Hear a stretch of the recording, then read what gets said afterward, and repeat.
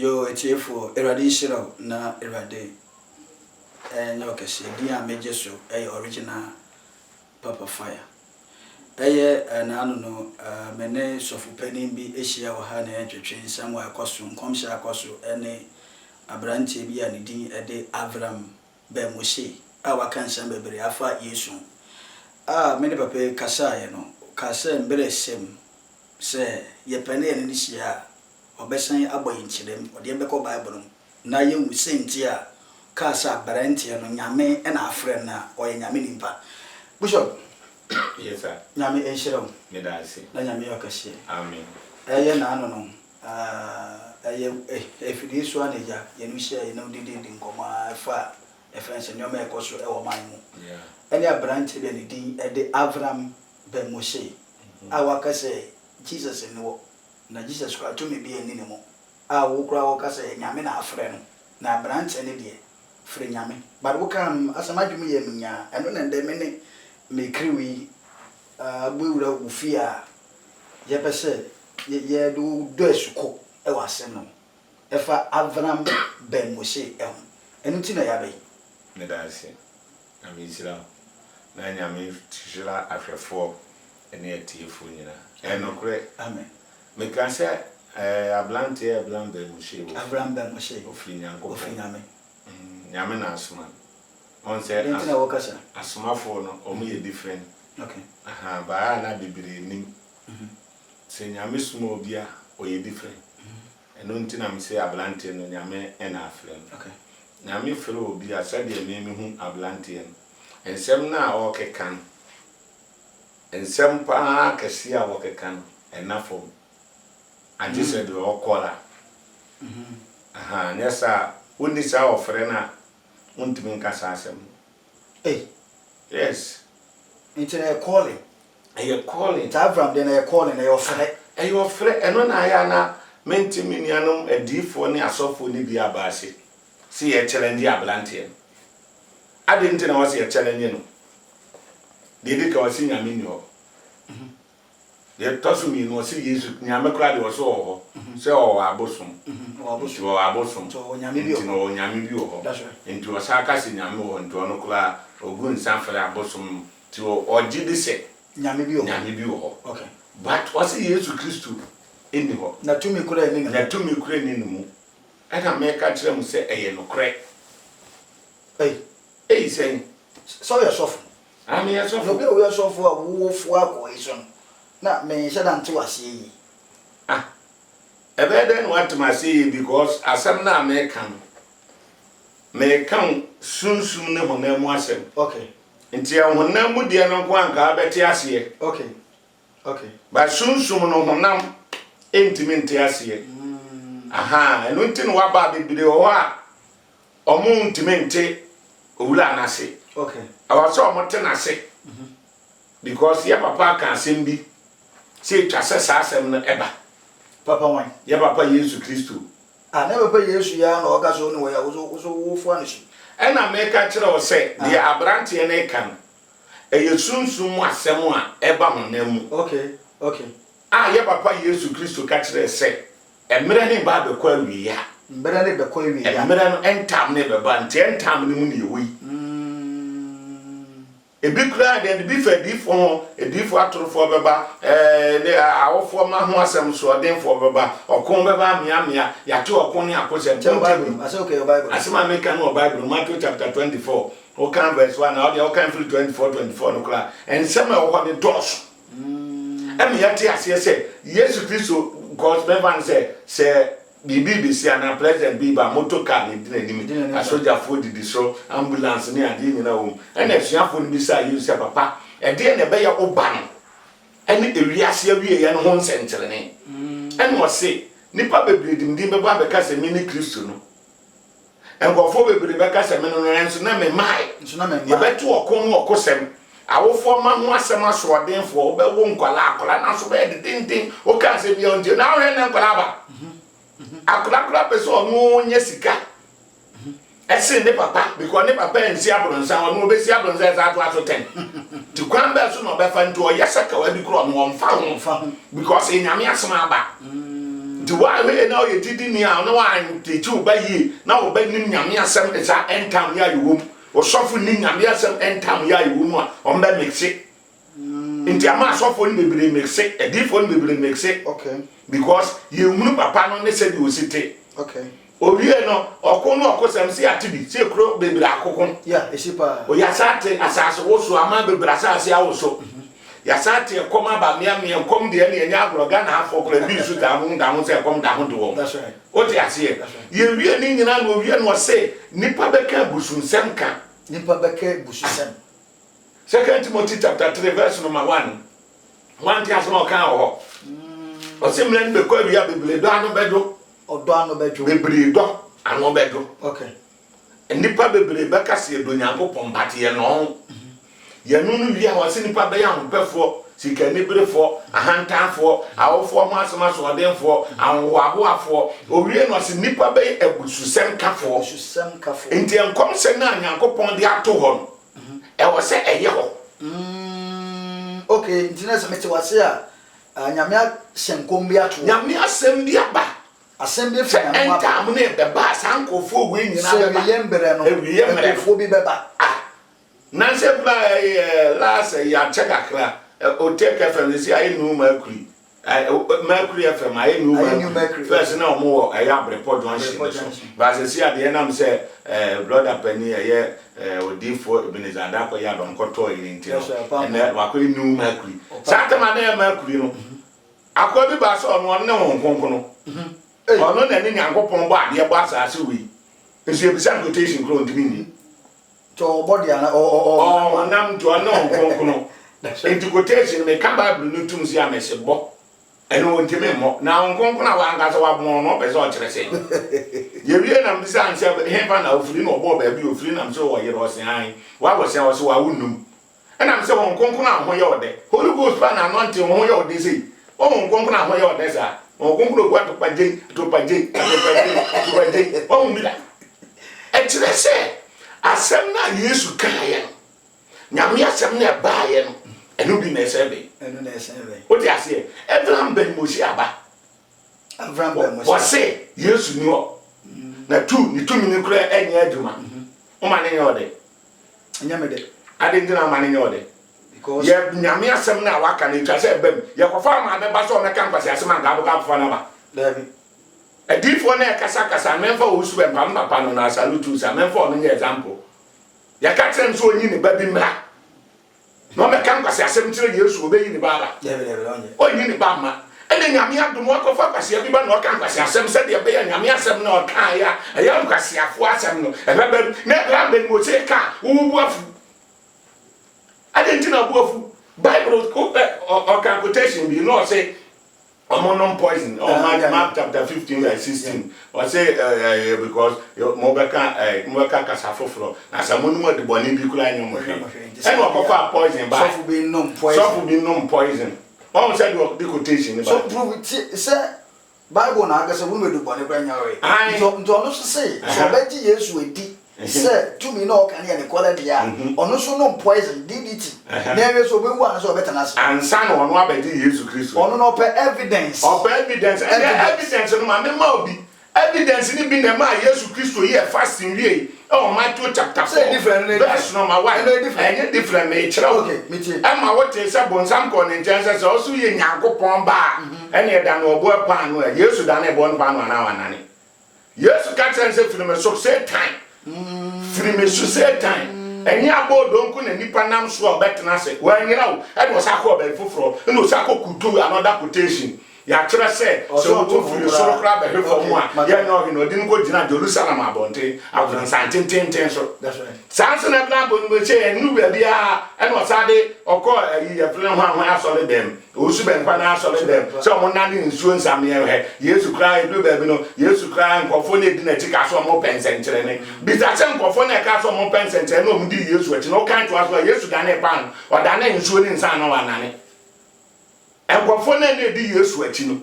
a mo hu se Yesu ye nsankyere ne a Yesu Kristo ko mo nchen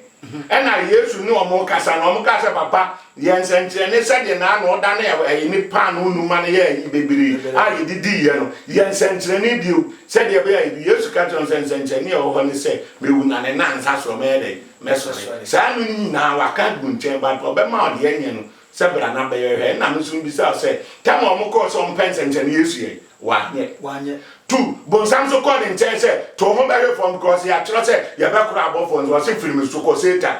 Into who is the Satan? Matthew chapter 4, Matthew chapter 8, verse 44, John chapter 8, John 8:44. John 8, verse 44. What's a more dear? Moja mo free the mono of bonsam. Na moja na kono de na mo besa moye ono na ye odifo free mfitiase no nyina no koreso na so ka atrosem a efro no ala ni mu no ka efri se oyo otrofo no otrofo nyina eja na esa ansem Yesu me kan kurenti mu nyimi ndi mu hwan no bum asem ni hofo de ofri nyankopon mu no etie nyame asem enti se nyame asem na wutie dia ena enye Abraham ben Moses asem na wutie dia Bible na da hon left a child left and child right into a camp of power ha and I are confusion for Abraham ben Moses no cra confusion bi no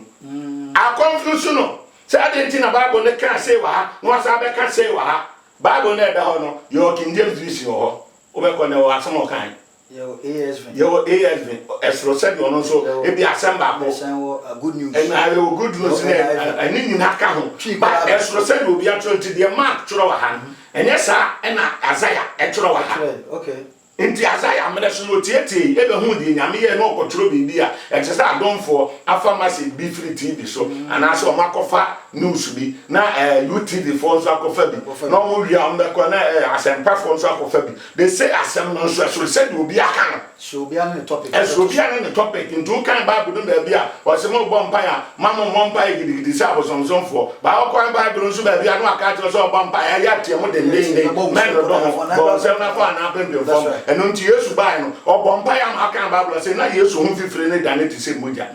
na abli so jina no ye oh God hallelujah o firi say no am ke mo ne hu fifire be se moja extra so bo ni blem paye na duro ni blem rim that's right what you say ti do Bible na Bible be ka ba bi say won na no omo town no krampo no aya ye watamfo ye bompa ya ma watamfo nti o tie sa asem na enu asa atro ba bi so say Luke chapter 19 What's that verse 27? What's that say? No matter for person who be no so hinen. Mon fa ni mra urade enu na mo meku no.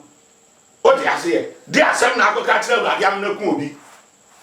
Enti we ya ni dia tinye. David. Ye ni Abraham ben Moses ni atinye. Nyame adom Yesu Kristo ahyɛnkom nyame akotofo adifo ne obadum so ahyɛnkom sɛ de adiyie ene entam ne ba ɛbɛyɛ ɛwɔ se nya obi a ɔbɛba ka mpase asɛm ɔbɛka gususɛm ɔbɛka nsɛmfo saa nyɛma ni nyina wo so ma bankɔyɛ obi so ma ne bankɔyɛ ne nyame adom no akɔfa obi ba Abraham ben Moses no ɔbɛka mpase asɛm a wo ne nyame ase na nda Abraham ben Moses ase Abraham ben Moses yɛ de wase Abraham yɛ de wase Obenya so be kan kwasi asema me ai wan kan kwasi asema ne nkonse ne nyame ase ne mem na wa no me salatun ko Abraham ko so na kan kwasi asema Yesu Kristo no na se Yesu de obon de onori ni din metumi bu metutu ahombone eno wiye no so asaka o se de obeka sa tie agya no o de be chen de obeka sa tie oba ani Yesu Kristo o de be chen ti de obeka sa tie ahonkonkron de on fanse no nti Abraham ben Moses pa no ho asema on van go ho konkron so on nam no ka se on konkunu bi ani ho on ke kan kwase asem no onko no ha de nyame on konkunu de be o ka se da fom ba ye check Bible ni yi o ti ase nti obi o ba be kan bi an bo se so mba so attack ni akan kwase asem ni edi watem ni atwa asem bi an e de atetalo ni e de ato so ni de gu anima enye ni gu ase enye tinyezie na mi no obi ani atinye na mu ablante no na meda na ase nyame asoma na se o mara no me kan kwase asem said ye be ya kan kwase asem nyame nkom se no o se ye no ye nyina di eni behu ne ye be sonso ate no asha kom se atase wo so be baba wa se nkom se kom be ba me aba wa se nkom se kom be baba wa se nkom se ye vra ne se ahini be so le ahini so ene aba enkom se Yesu se bebrebe aba na de Abraham mo se be kan kwase asem de abenu a mo so wonya Uncle no nka me ye na ye soja soja because and some na war can dey ye never know ye nya do this bia me na ye Yesu amanka be na ye nya nkwade o pa asema ye de and na Christopher Ghana pa asema de o pa he emire bi etwam kwa nansen a odifo bi apiriti a na ka o me ye odima bi ye wo be koso wo be tukwan e na o mo sha ase se Ghana fo sha ase se ye kasa na difo aba no e na o mo piriti e na de bi o mo piriti a e na be ye wo be ye nko a e na ten ye na ten ye na difo sha ase se na me kan sam to me kan dialect because ye kan be ya asofo ni bi se piriti tia engofo se so le e na afa de nkom se ne tan nya me dan de she difo ano e na mo kan se we so obi mo kan se we so obi mo kan se boni so obi e na nkom se sha se wu za fe de no mo sa do mo se go e na nya me e na nya go bon de on be kasa e na no so mo sa to mo ni gu e difo so e na we asaba o be se de nyenka e se Ghana fo mo pe de den kwan sa no mo yi nya me aye o pe de den kwan na so na na ka se nya mo kan kwase asem ye pe de da na ye ne ye be kire nkom se wo se nya me hye yo papa nyamishira pa na efense ya branch e wo kana asem so no da asem be to dwa and so no kan say o mo mu ikiso fo mo ejema no o na yo mo kwa so mo to offer na na asem no no de be to dwa so o ye project we nti ono Avram na o ye common sense no engofo support na me common sense no de ne nya adwuma na de no mo say ni say ye boa nyamdwuma na ono ne de ese engofo boa ne sika na de ne be common sense asema wo bisa me kran se wa amfa common sense anto ho ababisa me ka se me common sense anto ndo so oti ni gwa we yego we wa se yego sabi we yego unim nyanza we yego common sense dey say wo kra bisa questions wa amfa common sense anto ho abetu bisa sa na me so me ka se ma amfa common sense anto ho Abraham den Moses asema me ka kire do o say re what you say ensi obi a religion no what I'm say and no what you ni nyame ni enti se wani nyame ndi no ni abofo ni abosom ni nananom ne benante na se en region awate dia wan kasa wote se wose en region wan kata nso te ase common sense and for fit wa wo so enye no an for fit wan kasa wo so say sa ya chi nyame ni ho ni mbom papa bi aba wose e fa blamon be mo si wose no wate region bi na o ma me region wo mu plan o papa o wo region clampo no e no clampo anyo en nyame region anyo na common sense region ne bejo into common sense wanga sa onfa wanga sa nso of ko baby into me sremo me ni anu asofo papa nu asofo mpenfo ma me nu asofo mpenfo me sremo me di nyame din sremo me di the prophet Dan Kofi